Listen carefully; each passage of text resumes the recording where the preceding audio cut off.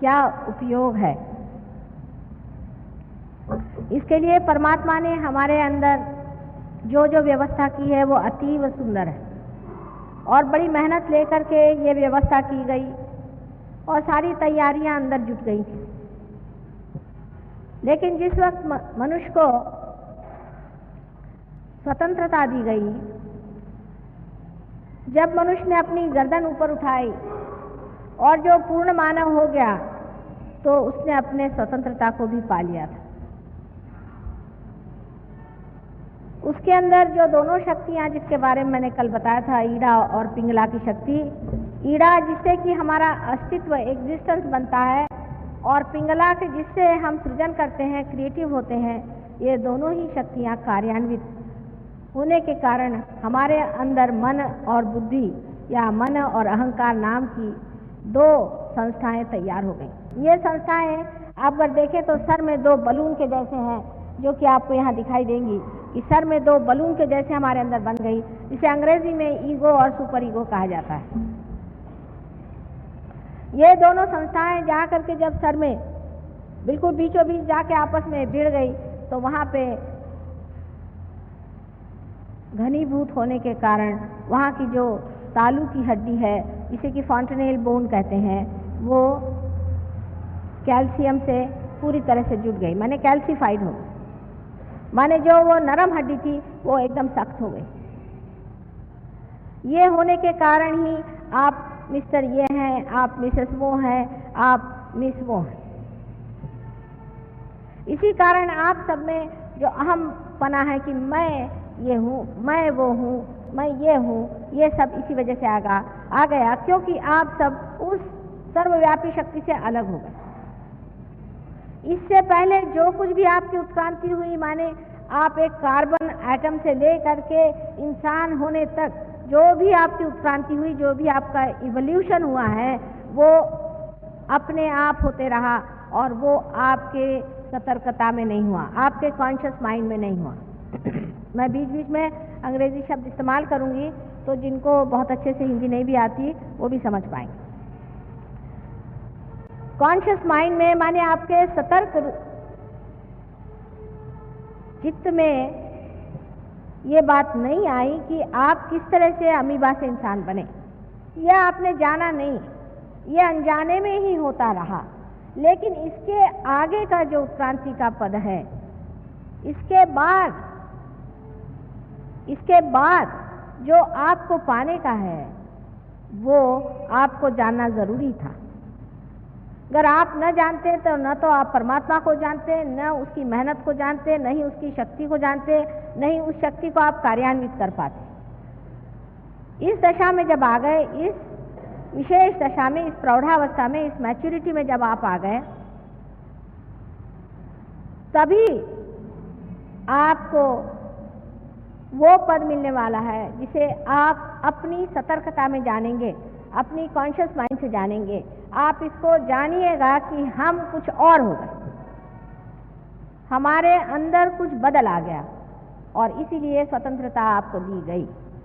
ये स्वतंत्रता इसलिए दी गई, जैसे कि एक बच्चे को पहले आप गणित में सिखाते हैं कि 2 और 2 4 है। उसके बाद उसको एक सवाल आप दे देते हैं, उसको कहते हैं कि इस सवाल का आप जवाब ढूंढ के निकालिए। ये सवाल आपको हमने दिया है, ये प्रश्न हमने आपके सामने रखा है, इस प्रश्न का हल आप निकालिए। इसी प्रकार परमात्मा ने आपको इसलिए स्वतंत्रता दी कि जीवन का प्रश्न जो है उसे आप अपनी बुद्धि से ही साधें। सब मनुष्य में बुद्धि होती है। बुद्धि में जब तक सुबुद्धि नहीं होती, विजडम नहीं होती है, तब वो बुद्धि किसी काम की नहीं।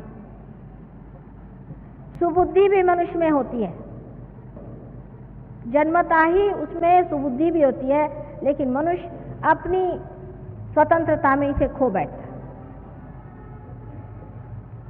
सुबुद्धि आपके अंदर होती है और सुबुद्धि से जब आप किसी चीज में, अपनी स्वतंत्रता में किसी चीज को आप खोजते हैं, जब आप स्वतंत्रता में इसको खोजते हैं, तब सुबुद्धि होने पर आप बराबर बीचों बीच मार्ग में रहते हैं, जिसे कि हम सुषुम्ना का पथ कहते हैं, जिसे पैरासिम्पैथेटिक नर्वस सिस्टम का मैनिफेस्टेशन होता है। अब जो लोग इस सुबुद्धि से अपरिचित हैं, यह जिन्होंने उसको तिलांजलि दे दी, इस विजडम से पार हो गए, वो एक तो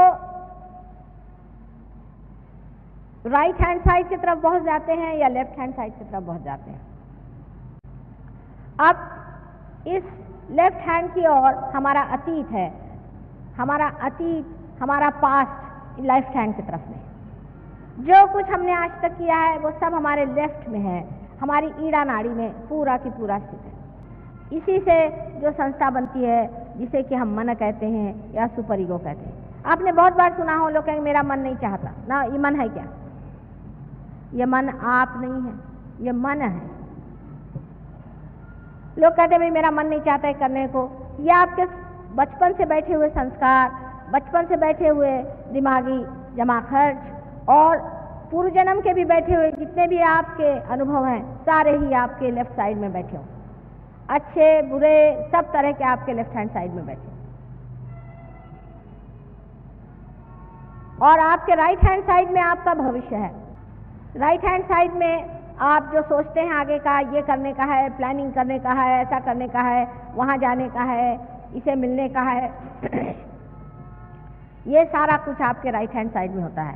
इसी प्रकार हमारे शरीर की चिंता करना कि हमारा शरीर कैसा ठीक रहेगा और इस शरीर में ये तकलीफ है और किसी आने वाले मृत्यु से डरना आदि सब राइट हैंड साइड में हो जाता है। पर सुषुम्ना जो बीच का स्थान है वो है आपका प्रेजेंट, माने वर्तमान, प्रेजेंट। अब मैं आपसे कहूं कि आप इस वक्त रुक जाएं, इसी वक्त यहां पर आप रुक जाएं, तो हो नहीं सकता। रियलाइज सोल्स को होगा, बाकी नहीं रुक सकते, क्योंकि एक विचार उठता है फिर वो खत्म हो जाता है। आप उसका उठना देखते हैं, उसका गिरना नहीं देख सकते। दूसरा विचार उठता है, वो भी गिर जाता है। इन दोनों के बीच में जो जगह है वो विलंब है, वही प्रेजेंट है। जो उठा विचार और गिर गया वो तो अतीत में चला गया, वो तो पास्ट में चला गया। और जो विचार आने वाला है वो सामने के लिए बना हुआ है, वो आपके भविष्य में, फ्यूचर में चला गया। लेकिन जो इसके बीच में थोड़ी सी जगह होती है जिसे विलंब कहते हैं, वो जगह वहीं प्रेजेंट है। और वो हर इंसान में इतनी छोटी सी होती है कि इंसान ज़्यादातर एक विचार के खोपड़ी पे आया नहीं कि दूसरे पे कूदा, तीसरे पे कूदा, चौथे पे कूदा, बस हर समय कूदते ही रहता है। इसलिए वो अंदर उतर नहीं पाता है। और यही चीज़ जब कुंडलिनी ऊपर चढ़ती है तो ये दोनों ही मन और अहंकार को ऐसे नीचे निचोड़ लेती है कि ये दोनों ही चीज़ें एकदम से जैसे कोई गुब्बारे में से हवा निकल जाए ऐसे सिकुड़ जाती हैं, और उसके कारण हमारा विलंब स्थापित होता है। इसलिए हम निर्विचार हो सकते हैं। कल जो लोग यहाँ पर पार हुए हैं, जिनके हाथ से ठंडी ठंडी हवा आने लग गई थी, वो निर्विचार हो गए। लेकिन हम लोग इस निर्विचारिता में रुक नहीं पाते, क्योंकि हमारी आदतें पहले से लगी हुई हैं, हमारे तौर तरीके पुराने सालों के चल रहे हैं, उससे हम अपने को छोड़ नहीं पाते। नई दुनिया में आकर के भी हम अपनी पुरानी दुनिया से अब भी पूरी तरह से रिश्ता नहीं तोड़ पाते हैं। हालांकि रिश्ता टूट गया है, लेकिन दिमाग में अभी बैठा है। जैसे कि समझ लीजिए एक आदमी शहर में रहने वाला है और वो जब गांव में जाता है तो जैसे शहर में मोटर चलाता है वैसे ही गांव में चलाने लगता है। फिर उसे बताया जाता, बाबा यहाँ का रास्ता खराब है, इस तरह से मोटर मत चलाओ, यहाँ तो सत्यानाश हो जाए, तुमको तो खूब गोल घुमा के चलाना पड़ेगा। तो भी वो भूल जाता है, उसकी आदत पड़ी हुई है दिमाग की। इसीलिए दिमागी जो आदतें हैं वो आप पे काम करती हैं। इसलिए मैंने आपसे कल कहा था कि जब आप पार भी हो गए तो भी आपको चाहिए कि आप सहयोग के लिए ज़रूर थोड़ा सा टाइम निकालें, जिससे आपकी निर्विचारिता स्थापित हो जाए। पहले तो विलंब का स्थापन करना होता है। अब जब यह आपका विलंब स्थापित होता है, यही वो जगह है जहाँ से परमात्मा का साम्राज्य शुरू होता है। जैसे कि आप सोचिए कि चक्की का मुंह है, चक्की के मुंह में जब तक आप दाना नहीं देंगे वो पिस के नहीं निकलने वाला, ऊपर में आप डालिएगा इधर उधर फैल जाएगा। इसी तरह निर्विचारिता समझ लीजिए परमात्मा के साम्राज्य का मुख है, उसमें आप डाल दीजिए तो सारा ही कार्य हो करके, उसका जैसा प्रोसेसिंग हो करके आपको तैयार काम मिलेगा। यानी इतनी प्रचंड शक्ति है परमात्मा की।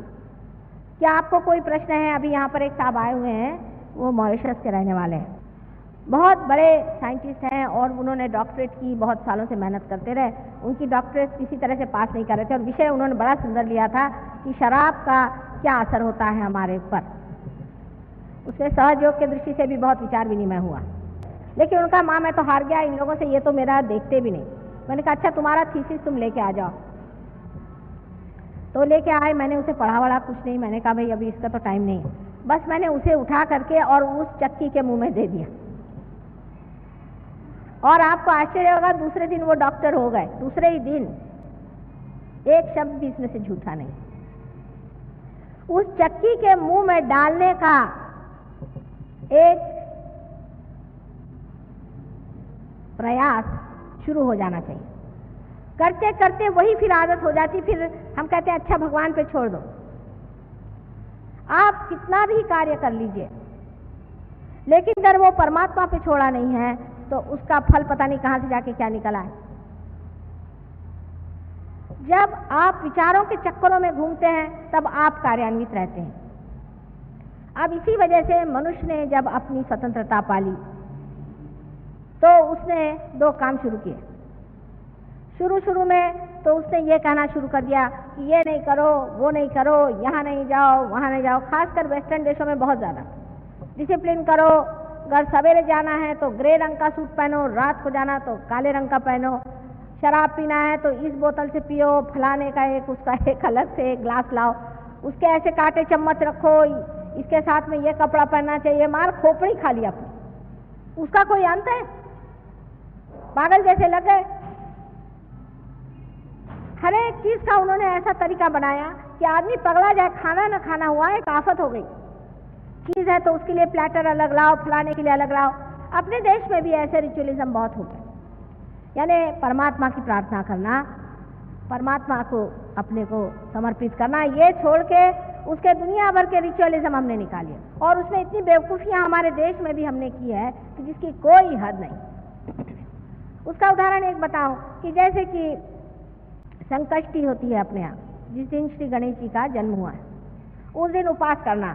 अब ये बताइए, आपके घर अगर बच्चा होगा तो उस दिन क्या आप उपवास करेंगे, सुतक रखेंगे? एक सीधा हिसाब बताइए।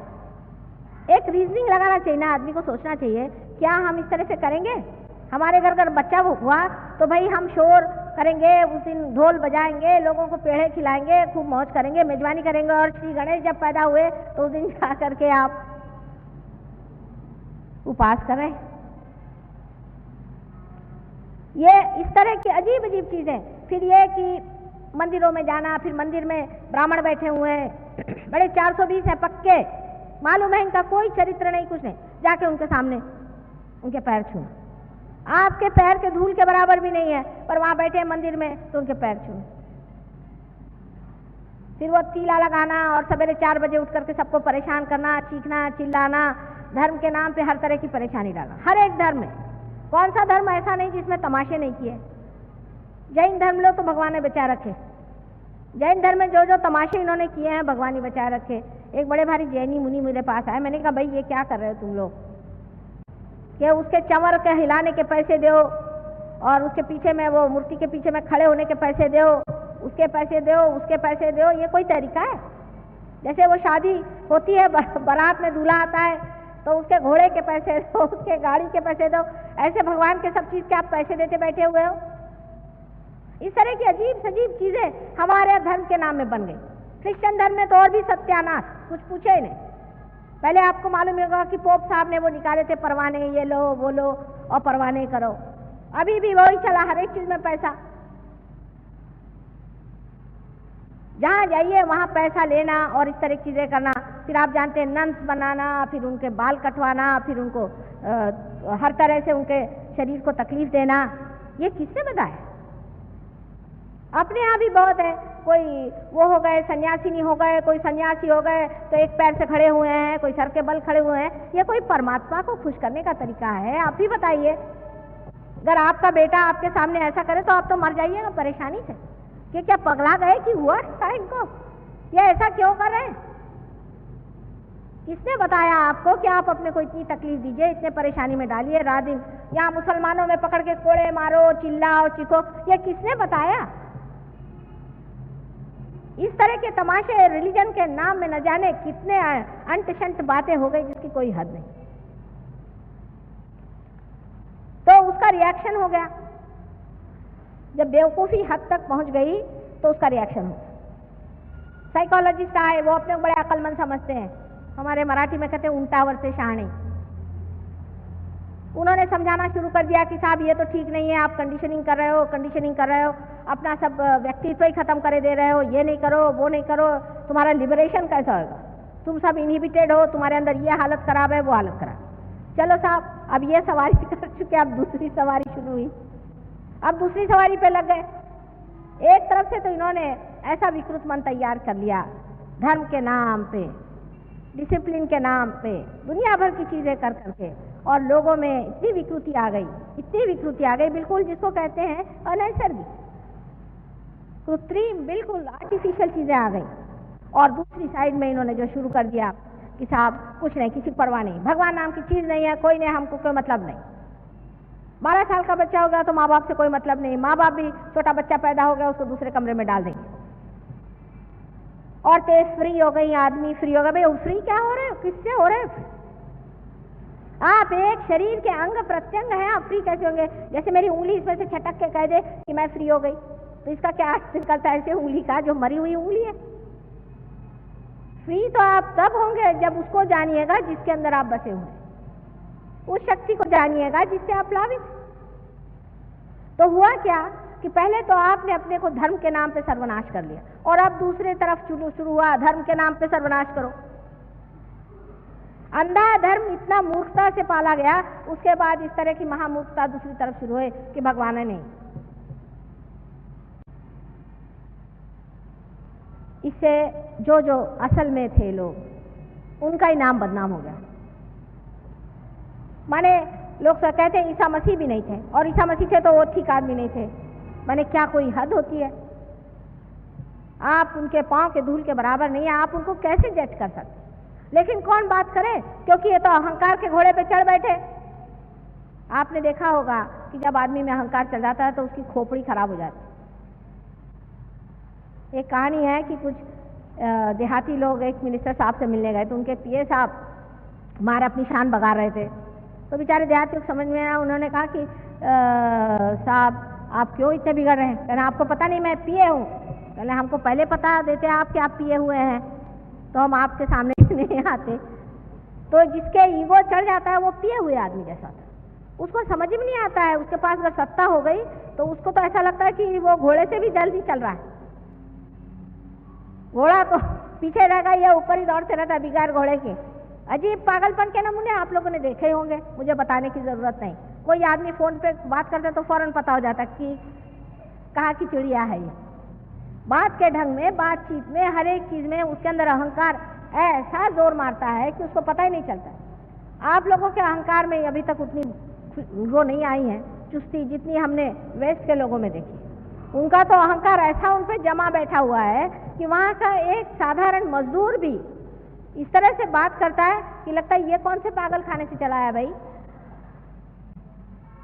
वहां तो नम्रता नाम की चीज किसी को मालूम नहीं, सुबह से शाम गाली गलौज के सिवा बात ही नहीं करते।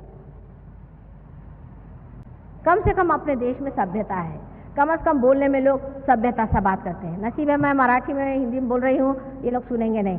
हालांकि वो खुद ही कहते हैं, मुझसे कहते हैं माँ हमारे अंदर कलोसल ईगो आ गया है, हम कहीं नेपोलियन तो नहीं थे पहले जन्म में। इसलिए समझ लेना चाहिए कि एक तरफ तो हम बहते बहते चले गए एक साइड में अंधश्रद्धा में, और दूसरी तरफ हम बहते बहते चले गए अहंकार। दोनों भी चीजें असलियत से दूर है। हर एक चीज का जो इसेंस होता है, जो तत्व होता है, बीचों बीच होता है। हमारी भी पीठ की रीढ़ की हड्डी बीचों बीच रहना, मध्यगा, उसी में शक्ति होती है। क्या हमारा हाथ भी टूट जाए तो फर्क नहीं पड़ेगा, लेकिन हमारी रीढ़ की हड्डी टूट जाए तो हम जी भी नहीं सकते। इसीलिए जो इंसान एक्सट्रीम्स पे चलते हैं, अब पैसे के लिए भागना शुरू हुआ तो पैसों के लिए भाग रहे। अरे भाई उसकी भी कोई हद होती है या क्या? आखिर तुम्हें क्या खरीदना है? क्या हेलीकॉप्टर खरीदना है? पैसे के पीछे भागेंगे तो इस हद तक कि देश भी बेच दो, कोई हद नहीं। पैसा है ना, पैसे की इज्जत होती, और कोई पैसे की इज्जत नहीं होती। सब लोग जानते हैं कि एक कोई भी ऐसा आदमी हो जो इस तरह का है, वो सिर्फ मुंह देखी इज्जत करता है इंसान।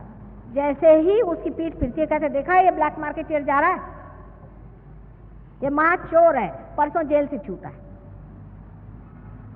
जो आदमी पैसे की इज्जत करता है वो वहीं तक सीमित है। आपके अंदर उन्हीं चीज की तो वो इज्जत नहीं करा, आपकी तो बाहरी चीज की इज्जत हो रही है। आपका अंदर क्या है? आप में अपनी घर प्रतिष्ठा है, आप में अपना अगर सेल्फ रिस्पेक्ट है, तो आप क्यों अपने को पैसे के पीछे में बेच रहे हैं? आप मनुष्य हैं, मानव हैं, बहुत ऊंची चीज है। पैसा तो ठोकर पे चलता है, धूल है पैसा। पैसे से मिलने क्या वाला? और ये पैसा इसीलिए आपसे झेलता भी नहीं। आपके पास 100 रुपया आ जाए तो ठीक है कहना, पर कहीं 200 आ गए तो गए आप गुत्ते पर। गुत्ते पर नहीं गए तो और कुछ धंधे शुरू कर दिया आपने। ज्यादा पैसा आदमी को झेलता ही नहीं। कभी मैंने सुना नहीं कि कोई आदमी को ज्यादा रुपया मिल गया तो वो जाकर फौरन ये सोचता है कि इससे मैं चलो जा करके कोई बड़ा ही शुभ काम करूं, या किसी गरीब के घर में जा करके उसकी लड़की है या बच्चा है उसका कुछ देखभाल करूं। बहुत कम।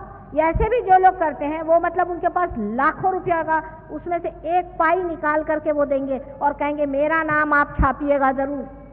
मेरे पास ऐसे रोज आते हैं कि हम आपके आश्रम के लिए रुपया देंगे पर आप हमारे बाप का नाम वहां लिख दीजिएगा। मैंने कहा मैं क्या लिखूंगी आपके बाप का नाम? लोग पूछेंगे कि इसकी स्पिरिचुअल वैल्यू क्या थी इस आदमी की। आपकी स्पिरिचुअल वैल्यू क्या है उसे देखना चाहिए। आपका आत्मिक तत्व कहाँ तक जागरूक हुआ है वो महत्वपूर्ण बात है। जब आप अपने आत्मिक तत्व पे आते हैं तब आप इस तरह से पागल जैसे पैसों के पीछे भागते नहीं। और आप जानते हैं कि पैसा कभी भी समाधान नहीं दे सकता। ये तो इकोनॉमिक्स में लिखी हुई बात है। ये तो इकोनॉमिक्स में लिखी हुई बात है कि पैसा आपको समाधान नहीं दे सकता। तो आपकी जो असलियत है उसकी इज्जत करिए। जो आपके अंदर बसी हुई परमात्मा की देन है उसकी आप इज्जत करिए, और तब आप किसी एक सीन पे नहीं जाते। सत्ता के पीछे में आजकल आप देख रहे हैं अपने देश में कि लोगों में जरा भी किसी भी प्रकार की स्टेबिलिटी नजर नहीं आती, क्योंकि उनमें अपने में उनको विश्वास नहीं रह गया। उनको यही नहीं समझ में आ रहा है कि क्या करें, बौखला गए।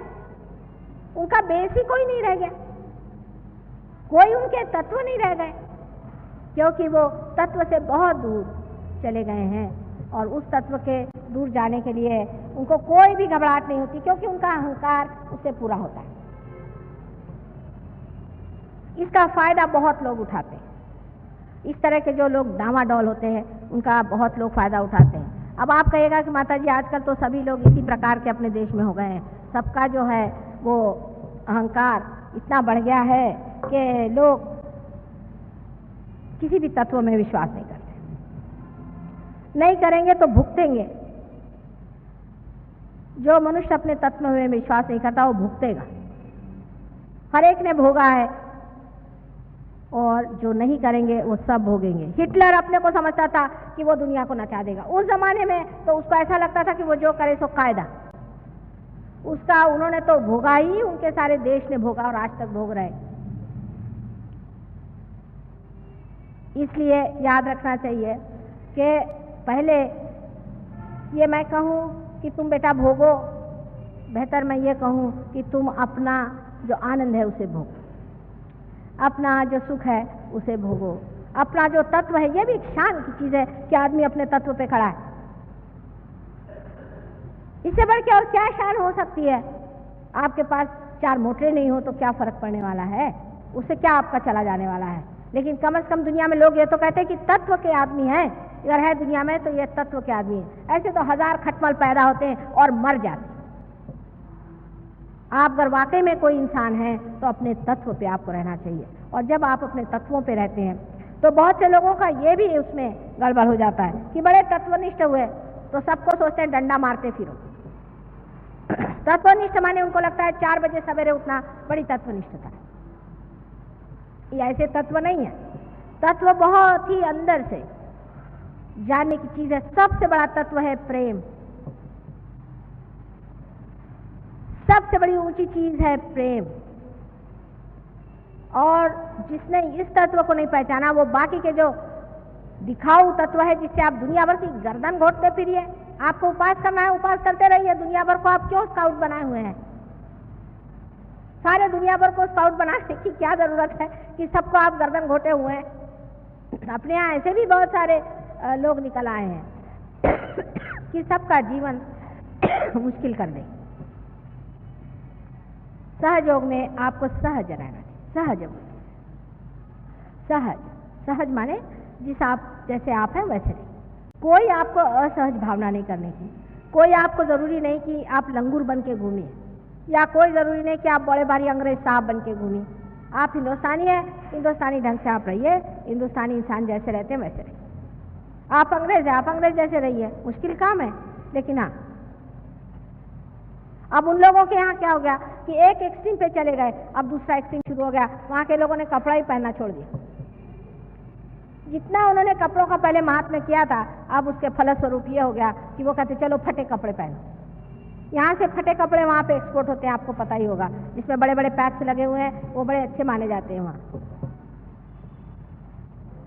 इसलिए अति पे जाने वाले लोगों ने अपने साथ बड़ी ज्यादती कर ली।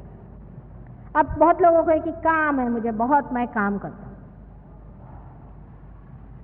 काम करना अच्छा है, लेकिन परमात्मा को भी याद करना चाहिए। अपने आत्मा की तरफ भी ध्यान देना चाहिए। बैल के जैसे जुतने वाले लोग सहयोग के लिए बेकार। कोई जरूरत नहीं बैल के जैसे जुतने की। ठीक है, आप टाइम से काम करिए और थोड़ा टाइम अपनी बीवी बच्चे सबके साथ रहिए। उनके साथ भी समय बिताइए। आपके ऊपर उनकी भी जिम्मेदारी है। उनका जीवन बर्बाद करके आप बड़ा भारी तमाचा लगाने की कोई जरूरत नहीं। अपने घर के लोग, अपने अड़ोस पड़ोस के लोग, सबसे आप प्रेम से रहिए। आपको प्रेम के लिए टाइम नहीं है और काम करने के लिए आपके पास टाइम है, और इस काम का फायदा क्या है? क्या फायदा है आपको?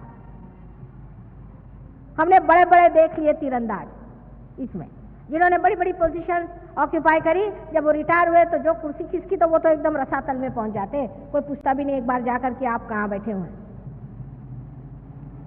और जिन्होंने प्रेम की गाथा गाई उनको आज तक लोग याद करते रह गए।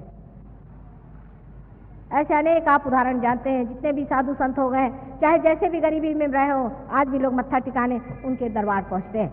और जो बड़े बड़े अपने को रईस समझ करके और बड़े बड़े अपने को शहंशाह समझ करके दुनिया में मार जिन्होंने आफत मचा दी थी, आज वो कौन से खेत में और कहाँ धूल में पड़े हुए हैं, सड़ रहे हैं। किसी को पता भी नहीं कि कौन कहाँ चले गए। कम से कम किसी को पता भी हुआ तो उधर से कोई जाएगा नहीं, बाबा रे बाबा वो राक्षस वहां सो रहा है, अपन इधर ही से चलो। लेकिन जिन्होंने प्रेम किया संसार पे, जिन्होंने प्रेम दिया, ऐसे लोगों की एक एक चीज में, उनके एक एक वाक्य में इतना माधुर्य है कि अभी तक जहां भी कहीं कुछ मिलता है लोग उसे पकड़ लेते हैं। आप ही लोग, जब आप जानते हैं कि हृदय से आप ऐसी ही चीजों की इज्जत करते हैं, आप ऐसे ही इंसान की हृदय से इज्जत करते हैं, फिर आप अपनी भी इज्जत करिए। अपना भी स्थान बनाना होगा, और जब ये स्थान बनता है तभी आप मध्य में आ जाते हैं। ये सब मैंने इसलिए बताया क्योंकि हमारे यहाँ एक्सट्रीम्स पे जाने से कितने कितने उपद्रव हो गए हैं, उसके बारे में आपको पता ही नहीं है। अब इससे अनेक प्रकार होते हैं। जैसे कि आप अगर कलेक्टिव सबकॉन्शियस में चले जाएं, बहुत ज्यादा आप भगवान को पूजा कर रहे हैं, रात दिन भगवान भगवान भगवान, आपका कोई अधिकार नहीं है। सुबह से शाम तक आप माला जपते बैठे हैं। अब आप सोचिए, मैंने कल ही बताया था कि भाई माला जपना सबका अधिकार नहीं, ना करना चाहिए। भगवान को याद करने के लिए हृदय में उनको स्थित करके और उनको बहुत ही आग्रह से बुलाना पड़ता है, तब उनसे कुछ संबंध बनता है। और आप लोग इस प्रकार जो उनका नाम जपते रहेंगे तो उससे क्या होगा? उससे सिर्फ एक बात होने वाली है, और वो बात ये हो जाती है कि भगवान तो कोई नहीं आते हैं, पर कोई राम नाम का समझ लो भूत हो, वही आपके खोपड़ी में आ जाएगा। बहुत से लोगों ने मुझे बताया, माता जी मैं बैठा था, भगवान की पूजा कर रहा था, मेरे गले से, मेरे हाथ से हार उठा और भगवान के गले में पड़ गया। मैंने कहा भगवान को और कोई काम नहीं। फिर आगे बढ़ते बढ़ते ऐसे गुरुजी लोग निकल गए। कल उनके पास मैं गया था, उन्होंने बता दिया कि मेरे पिताजी ने मेरा धन कहाँ गड़ा के रखा है। मैंने कहा ये भगवान तुम्हारे इसके सब लिख के रखते हैं कि तुम्हारे बाप ने कहाँ धन तुम्हारे लिए गड़ा के रखा है कि 4 जनों की और गर्दनें काटो। फिर कहने लगे कि नहीं। और फिर उन्होंने और एक कमाल बताया। मैंने कहा क्या कर ले? उन्होंने मुझे घोड़े का नंबर बताया और वही घोड़ा आया। और भी भगवान की मैंने कहा तुमने बड़ी इज्जत कर दी। फिर कह ले सट्टे का नंबर भी बताते हैं और मटके का नंबर भी बताते हैं। इस तरह से हम कितने गिरते गिरते गिरते गिरते कहाँ जाके गिर जाते हैं। भगवान को खोजते हुए हम अपने घोड़े का नंबर पूछने लग जाते हैं। ये क्या भगवान के काम है? ऐसे हजारों गुरु घुमा करते हैं और उनके यहाँ बड़ी बड़ी मोटरें खड़ी रहती हैं, आपने देखा होगा। उसी में फिर अपने महाराष्ट्र में खास करके औरतों के बदन में देवी का संचार होता है, कहते हैं। इन भूतनियों के बदन में आने के लिए देवी को कोई धंधा है या नहीं? वैसे तो वो बर्तन मांजती रहती दुनिया भर के और उनके अंदर देवी आ गई, सब गए उसके पैर छूने के लिए। ये सारी बेवकूफ़ी हमारी लेफ्ट साइड के मूर्खता की वजह से और अंधता की वजह से हम लोग करते हैं। सुबह से शाम घर कहाँ भाई जाओ, तुमको मंदिर जाना है जाओ, सिर्फ वहाँ जो मूर्ति है उसके सामने मत्था टिकाना और वापस चले आना। तो वो मानेंगे नहीं इस बात। वहाँ से वो प्रसाद ले आएंगे, वो पता नहीं किस गंदे आदमी ने किस तरह से बनाया है, उसका हृदय कैसा है, वो खा के चले गए, हाँ प्रसाद खाया, और उसके बाद सीधे डॉक्टर के पास। और राइट साइड के जब लोग बिगड़ते हैं तो उनका तो भगवान ही बचाए रखे, क्योंकि अहंकार ऐसी चीज है कि वो आदमी को कुछ समझ में नहीं आता। वो बेवकूफियां करते जाएगा, मुफ्ता करते जाएगा, लेकिन उसके समझ में नहीं आएगा कि मैं मूर्ख हूं। सब दुनिया उस पर थूकेगी, हंसेगी। एक बोसाका नाम की जगह है, वहाँ के राजा साहब इतने बेवकूफ हैं प्राइम मिनिस्टर कि उन्होंने मोती के, मतलब वो है नीग्रो, और मोती के उन्होंने जूते बनाए। अजीब अजीब तरह की चीजें वो करते रहते हैं। दुनिया उन पे हंसती है कि ये अमीन साहब एक हैं अक्लमंद बहुत बड़े, लेकिन वो अपने को इतने अक्लमंद समझते हैं कि उनको कौन समझाए। वो घोड़े पे सवार है ना। अहंकारी आदमी तो बहुत ही मुश्किल से ठीक होता है, क्योंकि उसका अहंकार, वो सोचता है यही मैं हूं, और इस अहंकार को भी पालने वाले पैदा हो गए। वो आपको कुछ ना कुछ सिखा देंगे कि हाँ भैया तुम आओ मेरे पास में, मैं तुम्हारे बाप के नाम से बना दूंगा, हो गए। आपका मैं नाम दे दूंगा भोगानंद, ढोंगानंद, खराबानंद। अंग्रेज लोग तो बेचारे कुछ जानते नहीं, उनको जो भी नाम दे दे। अभी एक साहब मुझे बता रहे थे कि उन्होंने 600 पाउंड दिया एक महाशय जी को, कि उन्होंने उनको मंत्र दिया। मंत्र क्या दिया? आएंगा। 600 पाउंड। और दूसरे को दिया ठिंगा। अब हिंदुस्तानी समझता है बेचारे, इनको कुछ मालूम नहीं, बुद्धू है, उनको ठिंगा मंत्र दे दिया। आपको कपड़े पहना दिए, आपसे कहा कपड़े उतार दो, कहीं कुछ, ये माला पहन लो, ये करो वो करो, हो गए बेचारे बुद्धू।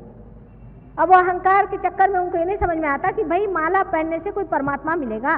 कबीर ने तो कहा है कि कर का मन का छाड़ी दे, मन का फिर। ये सब क्या गधे थे? नानक जी क्या सब बिल्कुल झूठ बोल गए? तुकाराम क्या बिल्कुल गलत थे? ज्ञानेश्वर बिल्कुल गलत थे? और ये कहाँ से आ गए हैं आज समझाने के लिए, जिसे मराठी में कहते हैं उपट शुंभ। इनकी बातें आप लोग सुनने लग जाते हैं क्योंकि आप राइट साइड पे बहुत क्रॉस कर गए। फिर कोई आकर के आपको बातें करे और आपका दिमाग खराब कर दे, आप पे ऐसे वर्णन करे, आपके बिल्कुल पुल बांधे तारीफ के, इतना आपको प्रेस कर दे, आप बिल्कुल लद्द से जमीन पे गिर जाइएगा, आपको पता नहीं चलेगा, गर्दन कट जाए। ऐसी बेवकूफ़ी में फंसने वाले लोग परमात्मा को क्या पाएंगे? यहाँ उल्टी बात है, आपको परमात्मा को पाना है। यहाँ आपको परमात्मा को बुलवाना है, उनका आवाहन करना है, अपने हृदय में बिठाना है, उनसे कहना है कि प्रभु आओ, हमारे अंदर जो भी दोष हो उसे क्षमा कर दो और हमारे हृदय में आप जागरूक हो जाओ, आप सुप्त न रहो। यहाँ दूसरी बात है, यहाँ कोई दुकान नहीं है कि आप देते हो कि नहीं देते हो, कोई आपने हमको रुपया पैसा दिया था जो हम देंगे। ऐसे आकर लोग डंडे लेकर खड़े हो जाते कि आप माँ हो के हमको क्यों नहीं देते, देना तो देंगे नहीं तो नहीं देंगे, आप हमें ललकार नहीं सकते। इसकी वजह ये नहीं कि देना नहीं चाहते, लेकिन जब नहीं बनता है तो नहीं बनता है, और बनता है तो बनता है, उसे क्या किया जाए। अगर एक आधा बीज अपने आप ऊपर आता है तो आता है, नहीं तो नहीं आता है। ये आप बात जानते हैं। उसके ऊपर कोई जबरदस्ती की जाती है कि उसके अंदर से अंकुर खींचा सकते हैं। क्या आपकी कुंडलिनी को कोई खींच लेगा? जो कुछ भी आपका किया कराया है, जिस तरह से अपनी आपने तबीयत संभाली है, उसके अनुसार आपकी कुंडलिनी जागरूक होती है। इस प्रकार आपके अंदर जो दो शक्तियां हैं, ईड़ा और पिंगला में जो बहती हैं, जिसका पहले का नाम है कि आप कहें महाकाली की शक्ति। इसका इंग्लिश में कोई नाम नहीं है। ये महाकाली की शक्ति आपके लेफ्ट साइड में दौड़ती है। इसे होली घोस्ट अंग्रेजी में कहते हैं। इसी एक महाकाली शक्ति से ही दूसरी शक्तियां निकलती है। यही परम शक्ति है। इसमें से दूसरी शक्ति निकलती है जिसे कि हम लोग महासरस्वती की शक्ति कहते हैं, जिससे हम सोचते हैं, विचारते हैं और आगे की बात करते हैं। इन दो शक्तियों को गलत तरीके से इस्तेमाल करने की वजह से ही हमारे अंदर अहंकार और प्रतिअहंकार के घनीभूत सर में ये बबल्स हो जाते हैं। या कहना चाहिए गुब्बारे जैसे दो घनीभूत संस्थाएं तैयार हो जाती हैं। और इसके चक्कर की वजह से ही कुंडलिनी नहीं उठती, क्योंकि जब इस तरह से एकदम पूरी तरह से आपका सर ढक जाए, या एक ने ज़्यादा ढकेल दिया हो या दूसरे ने ज़्यादा ढकेल दिया हो, तो बीच की जगह नहीं बन सकती, कुंडलिनी जगह पे बैठी रहती। पर सर्वसाधारण कुंडलिनी उठ जाती है, आपने कल देखा है। इसीलिए मैं आपसे कल कह रही थी कि क्षमा करें।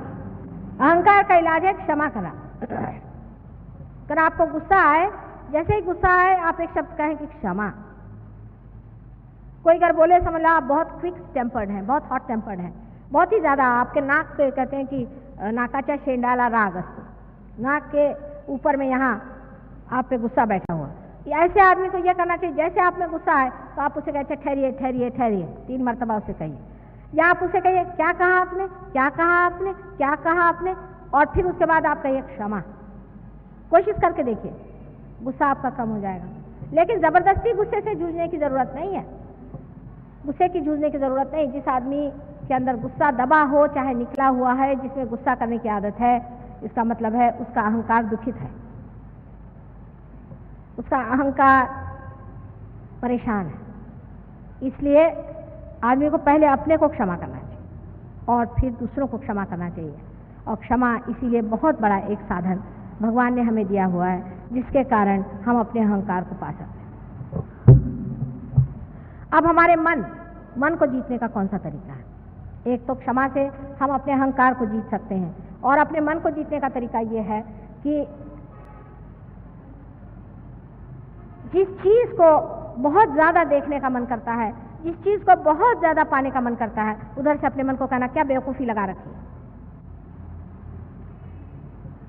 तो मन का खिंचाव खत्म हो जाएगा, मन की आदतें टूट जाएंगी।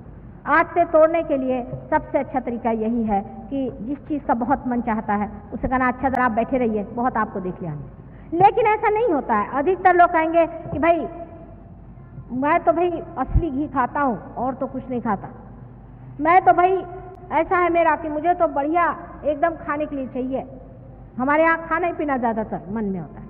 अपने देश में खाने पीने की बीमारी, तो सुबह से शाम यही बीमारी है कि आप क्या खाते हैं। क्या भगवान आपको कि खाने पर कोई पारितोषिक देने वाला है कि भाई आप ये खाना खाते हैं, वो खाना खाते हैं, आपको इस खाने का शौक है, आज मला पूरण पोड़ी चाहिए।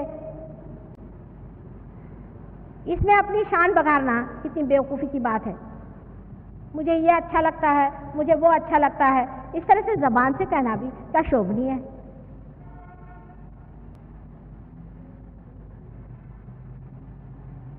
और वो भी ऐसी चीज़ें आप कहिएगा कि जिससे आप सोचते हैं कि मैं बड़े रईस हो गया, बड़ी रईसियत मुझ में आ गई, इस तरह से आप कहते हैं। और देखकर मुझे आश्चर्य होता है कि ये भी कोई बात कहने की है बेटे, ये भी कोई बात अपने मुंह से कहने की है कि मुझे इसका शौक है, मुझे कपड़ों का शौक है, मुझे फलाने का शौक है, मुझे ढिकाने का शौक है।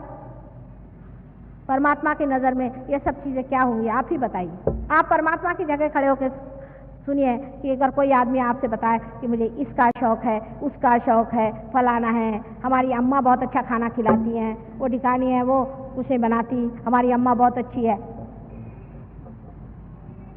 इस तरह की बेवकूफ़ी की बातों से लेकर बड़ी बातों तक, जैसे मुझे मोटर का शौक है, मुझे सत्ता का शौक है, मैं प्राइम मिनिस्टर बनूंगा, इसका मुझे शौक है, उसका शौक है। आपको दुनिया भर के शौक हैं तो आप अपने घर में बैठिए।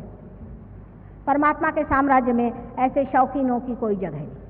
ज़रूरत से ज़्यादा इस तरह के शौकीनियाँ करना कोई मनुष्य को शोभा नहीं देता। ये मनुष्य ही करता है, जानवर नहीं करता बेचारा। वो तो कहीं भी सो जाता है, कहीं भी उठ जाता है। और मेरे ख्याल से जो साधु संत होते हैं वो भी उसी हालत में पहुंच जाते हैं। कहीं भी कहे सोने का दो सो जाएगा, उसको क्या, जब कंफर्ट अंदर में ही है, जब सारा आराम अंदर ही में है, तो बाहर की ये सब चीज़ों की क्या ज़रूरत है। पर वो जब तक दशा नहीं आती तब तक अपने साथ बहुत ज़्यादा ज़बरदस्ती करने की ज़रूरत नहीं, क्योंकि मैं एक बात कहूँगी तो आप दूसरी बात करिएगा। मैं अगर कहूँगी कि बेटे आराम मत करो ज़्यादा, तो आप कहेंगे अच्छा आज से माने का हम ज़मीन पर सोएंगे, रास्ते पर जाके सो जाएंगे। मैंने कहा कि भाई रास्ते पर सोना अच्छा नहीं है तो हम महलों में जाके सोएंगे। मैंने बीच में रहो, ये बात मैं कह रही हूँ कि किसी भी बीच में न रहने से मनुष्य में एक तरह से बड़ी बेवकूफ़ी आ जाती है, और वो इतना फ्रिवलस और इस कदर वो श्रृंखल हो जाता है कि उसकी ये समझ भी नहीं आता है कि किस चीज़ में मज़ा है। हर चीज़ को वो उछली नज़र से देखते रहता है, सारा जीवन उसका बड़ा उथला, उसमें कोई गहनता नहीं आती। और जब तक गहनता नहीं आएगी तब तक आपके अंदर आनंद कितना भी भरो, कुछ आनंद आपको नहीं मिला। ये दोनों एक्सट्रीम्स की बातें हैं। मैंने आपसे बताया कि जब आदमी अहंकार में चढ़ता है तो अहंकार के भी भूत चढ़ते हैं। ऐसे कैसे अहंकारी लोग होते हैं दुनिया में कि जो मरते हैं तो भी उनका अहंकार नहीं जाता, इनको लगता है कि साहब मैंने कुछ काम ही नहीं किया। ऐसे लोग भी आपके खोपड़ी में घुस सकते हैं, उनके भी भूत आपके अंदर आ सकते हैं, और आप ऐसे ऐसी बातें करेंगे कि लोग कहेंगे ये तो ऐसा नहीं था, इसको हो क्या गया। तो नॉर्मल रहना चाहिए आदमी को, बीचों बीच रहना चाहिए। जो आदमी बीचों बीच रहता है वो ये दोनों ही शक्तियों से पूर्णतया प्लावित होता है। जो आदमी बहुत ज़्यादा काम करता है, बहुत ज़्यादा अहंकारी है, उसको हार्ट अटैक आएगा। अगर हार्ट अटैक नहीं आएगा तो उसको डायबिटीज़ हो जाएगा, डायबिटीज़ नहीं होगा तो किडनी होगा, उसको लिवर हो जाएगा, और उसको और बीमारियां हो सकती है, क्योंकि हमारे अंदर स्वाधिष्ठान चक्र जो है वो ये कार्य करते रहते हैं। उनका एक कार्य, सबसे बड़ा कार्य ये है कि हमारे लिए जो बुद्धि है उसमें जो काम हो रहा है उसके लिए मेद फैट सेल्स को पहुंचाएं, उसका सप्लाई करें। फैट सेल का सप्लाई सर में करना चाहिए। अब वो बेचारे को एक काम तो अगर आपने दे दिया, रात दिन सोचो सोचो सोचो, तो बाकी की जो काम उनके हैं, जो कि पैंक्रियास है, आपके लिवर है, आपकी किडनीज हैं और स्प्लीन वगैरह है, उनको नहीं देख पाते, फिर आपको डायबिटीज़ की बीमारी हो जाती है। सहयोग में डायबिटीज़ हम लोग 100% ठीक करते हैं।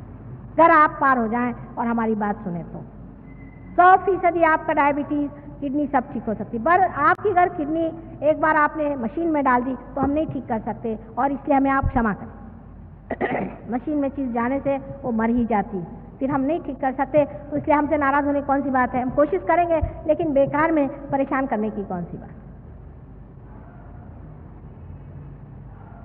अब ये जो हमारे अंदर दूसरा चक्र है स्वाधिष्ठान चक्र, जिसके बारे में मैंने आपसे बताया, ये चक्र से ऊपर जो नाभि चक्र है इसमें लक्ष्मी तत्व का वास है, इसमें लक्ष्मी जी का वास है। और लक्ष्मी जी आप जानते हैं वो कोई पैसा नहीं होता। लक्ष्मी जी का स्वरूप जैसा है उसके बारे में मैंने अनेक बार बताया है, और आप अगर मेरे इसके बारे में पढ़ें तो आप जानेंगे कि लक्ष्मी जी और पैसे में बहुत ही अंतर है।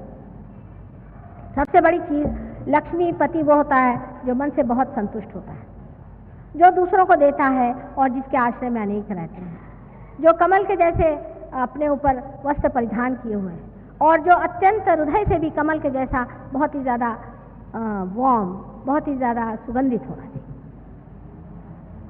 अब ये लक्ष्मी तत्व जब हमारे अंदर जागृत हो जाता है, जब कुंडलिनी लक्ष्मी तत्व को छोड़ती है, तब हमारे जो कुछ भी सांपत्तिक प्रश्न है वो ऐसे छूट जाते हैं। अब सांपत्तिक प्रश्न का मतलब नहीं है कि आप अगर होना चाहें, समझ लीजिए आप बिरला टाटा होना चाहें, तो वो तो कभी ना होना। आप उनको जाके पूछे उनका क्या हाल है। लेकिन आपकी जो सांपत्तिक स्थिति है वो अच्छी हो जाती है। उसका मुख्यतः कारण ये है कि लक्ष्मी तत्व जागृत होते ही आपकी सारी गंदी आदतें छूट जाती। शराब छूट जाएगी आपके अपने आप, आपका तंबाकू छूट जाएगा, आपका जितनी भी पान है आदि जो भी ऐसी ऐसी चीज़ें जिसके लिए पैसा बेकार जाता है सब छूट जाएगा, क्योंकि आप मज़े में बैठे हो। दूसरा है क्योंकि लक्ष्मी तत्व की वजह से आप बराबर समझ पाएंगे कि कौन सी चीज़ में असलियत है और कौन सी चीज़ में नकलियत है। एक साहब थे, उनकी बड़ी बुरी हालत थी सांपत्ति, वो मेरे पास आए तो उन्होंने मुझसे पूछा कि मैं क्या काम करूं। मैंने कहा कोई सा भी काम करो, अब तो तुम जागरूक हो गए।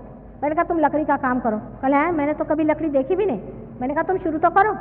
धीरे धीरे उनको वाइब्रेशन से पता चलने लग गया कि इस काम में कैसी प्रगति करनी चाहिए, कैसे चलना चाहिए, और उन्होंने बहुत उसमें रुपया कमाया। मैंने बहुत, माने काफ़ी, जितना कि एक आदमी को समाधानी आदमी को मिलना चाहिए। इस तरह से सबका ही लक्ष्मी तत्व ठीक हो जाता है। हमारे लंदन में ऐसे बहुत से लोग हैं जिनको के लक्ष्मी तत्व से अनेक फायदे हो गए। जिनके पास मकानात नहीं थे उनको अचानक मकानात मिल गए, जिनके पास में खाने को नहीं था उनके पास कुछ न कुछ नौकरी मिल गई, कुछ न कुछ व्यवस्था हो गई, अनेक तरह से मदद हो गई और इस तरह से लोगों का लक्ष्मी तत्व फायदे में आ गए। अब जब लक्ष्मी तत्व आपका जागरूक हो जाता है कुंडलिनी जागृति के बाद, तो जब आप किसी भी चीज़ पर अपने हाथ रखते हैं, समझ लीजिए अगर एक पेड़ है और वो मर रहा है, उस पर अगर आपने हाथ रख दिया तो उसके अंदर भी लक्ष्मी तत्व जागृत हो जाएगा, उस पेड़ को कीमत आ जाएगी। माने उस पेड़ में ऐसे फल लगेंगे जो बड़े कीमती होंगे। इतना ही नहीं, आप सोचिए एक चीज़ है, ये स्टोन है मेरे पास, एक हमारे ऑस्ट्रेलियन शिष्य आए तो मुझे कहने लगे कि माँ ये ऑस्ट्रेलियन ओपल है आपको नहीं, तो एकदम सफ़ेद रंग का था, भूरे भूरे रंग का। मैंने कहा बेटे मैं तो कुछ लेती नहीं, कहने माँ हमारी तरफ से ऑस्ट्रेलिया तरफ से एक ले लो। तो मैंने फिर सोना दे के इसको इसमें गठवा लिया। जब से पहनने लग गई तो इसके रंग ही बदल गए, 2500 रंग इसमें दिखाई देते। वो खुद ही हैरान हो गया कि इतने रंग इसमें कहाँ से आ गए, इसमें तो सिर्फ सफ़ेद सा रंग दिखाई दे रहा। अगर ऐसा आदमी मोती पहने तो मोती की कीमत बदल जाए, जिस घर में रहता है उसकी कीमत बदल जाए, क्योंकि सारा वातावरण ही बदलते जाता है। लक्ष्मी तत्व जब आ जाता है समझ लीजिए एक मकान है वो 25 रुपए में बिकता है, अगर कोई उसमें साधु संत रहेगा तो वही मकान 2500 में बिकने लग जाएगा। आपको आश्चर्य होगा, उसमें एक आकर्षण, एक खिंचाव, एक विशेषता आ जाती, क्योंकि जो तत्व है वो इतना परिणामकारी है उसके बारे में हम जानते ही नहीं। उसका एक बड़ा कॉन्क्रीट उदाहरण आपको मैं दूं। शास्त्री जी की जब डेथ हुई तो उनकी जो डेड चीज़ें थी सब वो, जिसको हम लोग कहते हैं अर्थियाँ, ले करके लोग बड़े बड़े कलश में चले। वो कलश वो ट्रेन में रखे हुए थे, जो भी आता था रास्ते भर, मैंने सारा रास्ता वहाँ से बनारस तक, सोचिए कोई एक जगह नहीं थी जहाँ आदमी नहीं खड़े थे। रात में भी लालटेन लेकर के सब लोग लाइन से खड़े हुए, यहाँ से वहाँ तक मीलों तक लोग खड़े हुए, बस उनको कलश ही तो दिखाई दे रहा था, शास्त्री जी तो नहीं दिखाई दे रहे। उसको नमस्कार। उसके बाद जब वो कलश वहाँ गए बनारस में और गंगा जी में वो अर्थियाँ जब समर्पित हो गई, उसके बाद किसी ने पूछा भी नहीं वो कलश कहाँ पड़े हुए हैं, वो फिर गए एक तरफ में, कोई देखने वाला भी नहीं। तब किसी ने पूछा भाई वो कलश कहाँ है, वो चांदी के कलश थे, कहीं खो हो जाए, तो उनको कोई जानता नहीं कहाँ पड़े हुए हैं कलश, वो गिरे हुए थे एक तरफ में। फिर उन्होंने उठा के लाया कि चले देखो ये कलश यहाँ पड़े हुए। जब उसके अंदर का तत्व खत्म हो गया उसमें क्या अर्थ रह गया। इसलिए अपने तत्व पे रहिए, और ये तत्व हमारे अंदर जो है, ये तत्व जो जागरूक रखता है, पहले तो आपके अंदर आपके नाभि पर ये चक्र है, और इस नाभि चक्र पे आपका माँ का वरदान है, आप अपने माँ से कनेक्टेड है। और जिस इंसान की माँ बहुत धार्मिक और अच्छी औरत होती है, जिसमें कोई भी अतिशयता नहीं होती है, ये बड़ा भारी वरदान उस आदमी के लिए। ऐसे आदमी का नाभि चक्र ज़्यादातर संतुलित रहता है। जिस माँ ने अपने बच्चे को प्यार दिया, दुलार दिया और उसको हमेशा तृषित रखा या तकलीफ दी, तो फिर बहुत परेशानी हो जाती। पर अगर उस बच्चे को खूब सारा प्यार दिया और उसको हमेशा संतुष्ट रखा है, तो ऐसा लक्ष्मी चक्र बहुत जल्दी जागरूक हो जाता है। और कभी कभी कोई माँ है बहुत ही ज़्यादा धार्मिक है, बहुत ज़्यादा जिद्दी है और दुनिया भर की चीज़ें खुराफात करती रहती, अपने बच्चों को नहीं देखती, उनका लक्ष्मी तत्व खराब हो सकता है। वो चाहे पैसे वाला हो लेकिन उसमें लक्ष्मी तत्व नहीं होगा, माने वो ऐसा आदमी समाधानी नहीं होता। अब साइकोलॉजिस्ट भी इसको मानते हैं कि जिस बच्चे का बचपन अच्छे से नहीं बीतता है वो आदमी ज़रा सा कुछ अबनॉर्मल होता है। उसके आगे का जो चक्र है, उसके आसपास में जो आप वॉइड देख रहे हैं, ये बहुत ज़रूरी चीज़ है। ये हमारे पेट में सारा जो वॉइड है, जिसको कि यहाँ पर दिखाया गया है इस तरह से, इसके अंदर दत्तात्रेय जी का स्थान है, गुरु का स्थान है। हमारे पेट के अंदर गुरु का स्थान है। जैसे नाभि चक्र से हम खोजते हैं, पैसा खोजते हैं, या चाहे पहले तो हम खोजते हैं पेट भरने के लिए, फिर अपनी तृप्ति खोजते हैं, फिर उसके बाद में उससे नहीं भरा तो फिर उसके बाद में हम सत्ता खोजते हैं, पैसा खोजते हैं, ये खोजते हैं, वो खोजते हैं, और फिर उसके बाद में जो गुरु तत्व होता है उसको खोजते हैं। हम खोजते हैं कि हमें कोई ऐसा आदमी मिले जो हमें इस भवसागर से पार करा दे, इसके खोज में हम लग जाते हैं। ये दत्तात्रेय जी का स्थान है।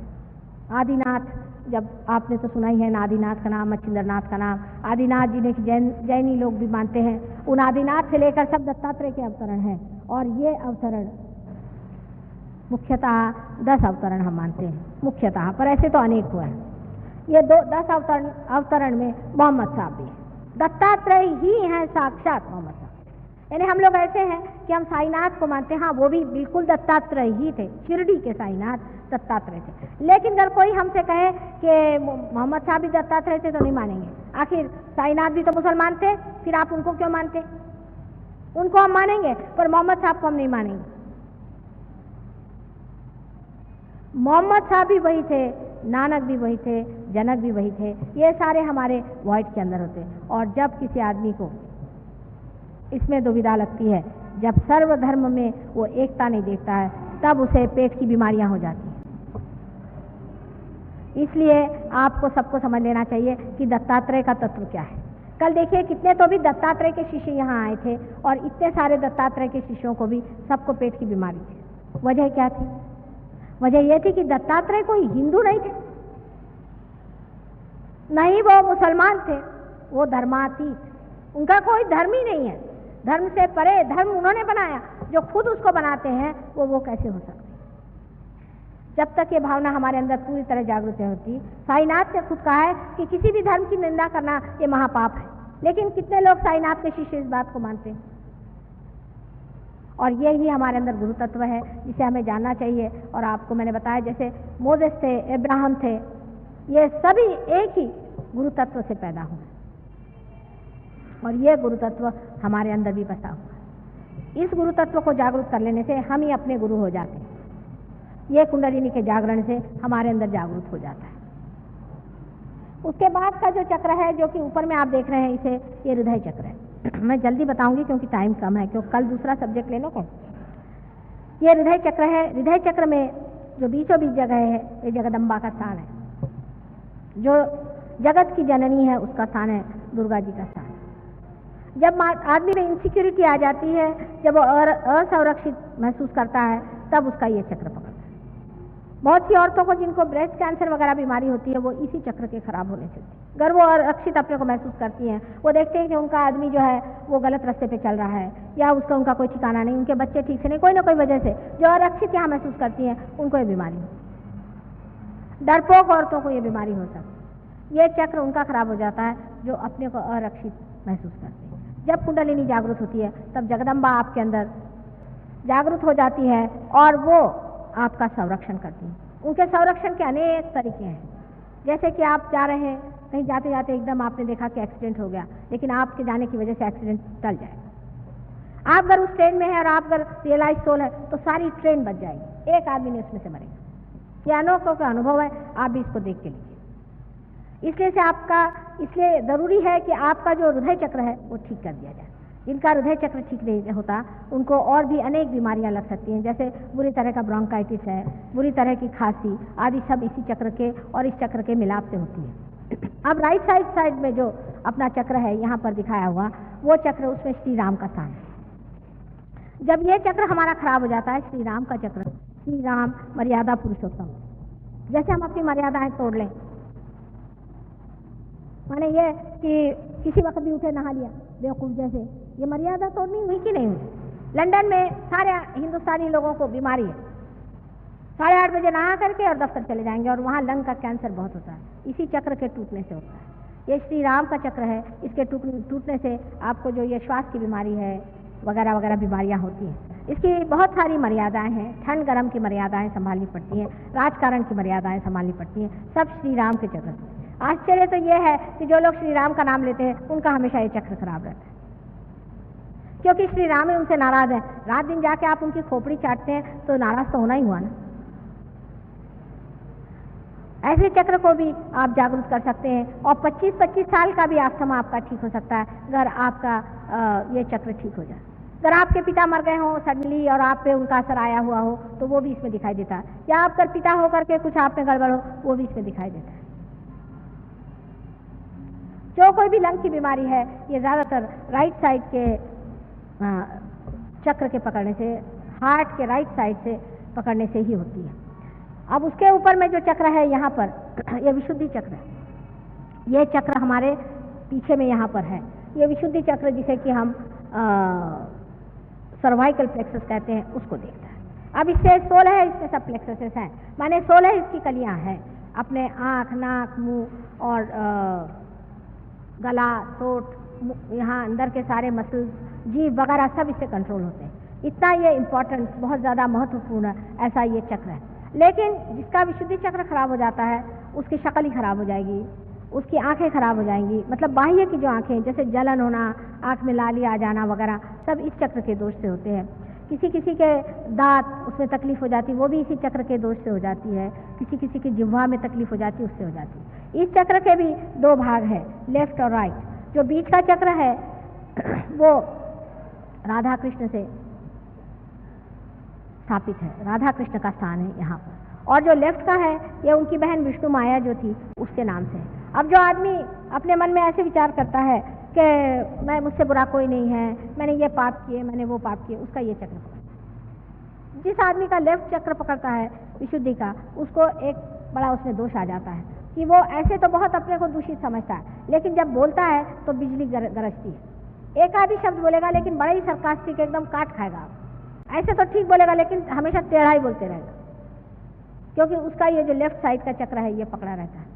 राइट साइड का जो चक्र है इसमें विठ्ठल रखुमाई का स्थान है। मतलब ये कि जब कृष्ण राज करते थे तब का है राइट साइड। जब राइट साइड का चक्र पकड़ता है तो आपको जुकाम आदि जो बीमारियां हैं वो सब शारीरिक बीमारियां, और सोचने में भी मनुष्य राइट साइड के इसका जो होता है उसमें एक तरह का अहंकार भी आ सकता है, क्योंकि वो जब बोलता है या कुछ करता है तो उसमें इतना अहंकार आ जाता है कि उसकी छाया इस चक्र पे भी आ जाती है। बोलते वक्त में अगर अहंकार का उपयोग करें तो इस पर भी आ जाती है, और इसी कारण ये भी चक्र जब खराब होता है तो भी बड़े दूषण अलग हो जाते हैं। इस चक्र को सबसे ज़्यादा अगर कोई खराब करता होगा तो वो है सिगरेट। सिगरेट से कैंसर होता है, उससे तकलीफ होती है, कितना भी कहे सिगरेट छूट नहीं सकती, पर सहयोग में आने से सिगरेट यूँ छूट जाएगी। आपको उसके लिए कोई मेहनत करने की ज़रूरत नहीं, एकदम से आपकी सिगरेट अपने आप से छूट जाएगी, आप सिगरेट पीना छोड़ देंगे।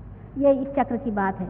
अब ये चक्र और ये चक्र मैं कल बताऊंगी, बहुत देर हो गई है क्योंकि आप जानते हैं इसके बाद जो काम है उसमें बहुत टाइम लग जाता है। इस प्रकार आपको ये सोचना चाहिए कि हमारे अंदर परमात्मा ने कितनी सुंदर व्यवस्था की है, उन्होंने कितने सुंदर हमारे अंदर व्यवस्था करी हुई है और कितना इंतजाम किया है। जो उत्क्रांति में हमने दशावतार बनाए हुए थे वो सारे दशावतार इसी प्रकार से है कि नाभि चक्र में लक्ष्मी नारायण है, और लक्ष्मी नारायण से ही आगे बढ़ करके यहाँ तक आने पर आपके जो है 8वें अवतार तक है, और उसके बाद में 8वां अवतार जो श्री राम का है वो आपका यहाँ पे माने यहाँ राइट हार्ट पे आता है, और 7वां अवतार, 7वां श्री राम का यहाँ आता है, और 8वां श्री कृष्ण का यहाँ आता है। इस प्रकार उत्क्रांति में आपके जो जो अवतरण हुए उसी प्रकार है। 9वां अवतार यहाँ था और 10वां अवतार यहाँ था। इस प्रकार 10 अवतार है और वो हमारे अंदर स्थित है। 9वां अवतार मैंने आपसे पहले बताया ख्रिस्त है, जो कि हम जीसस क्राइस्ट के नाम से जानते हैं, उनके बारे में कल बताऊंगी, और सहस्त्रार के बारे में बताऊंगी। इस प्रकार हमारे जो चक्र हैं उनमें आप देख सकते हैं कि कैसे परमात्मा ने कार्बन से लेकर के हमें इंसान बनाने में मदद की। अनेक बार संसार में अवतरण आए और उन्होंने किस तरह से हमारी मदद की, और अब आगे के लिए भी वो हमारी कैसे मदद करने वाले हैं। अब हम लोग रियलाइजेशन के लिए थोड़ी कोशिश करेंगे, और मुझे आशा है कि आज भी बहुत से लोग पार हो जाएंगे, कल भी बहुत लोग हो गए थे।